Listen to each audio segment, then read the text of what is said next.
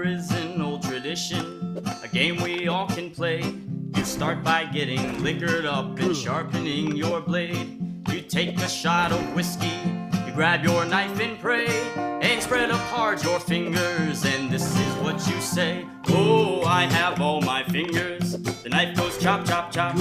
If I miss the spaces in between, my fingers will come off. And if I hit my fingers, blood will soon come out. But all the same, I play this game, cause that's what it's all about. No, you can't use a pencil, cannot use a pen. The only way is with a knife when danger is your friend. And some may call it stupid, some may call it dumb, but all the same, we play this game because it's so damn fun. Oh, I have all my fingers. The knife goes chop, chop, chop. If I miss the spaces in between, my fingers will come off. And if I hit my fingers,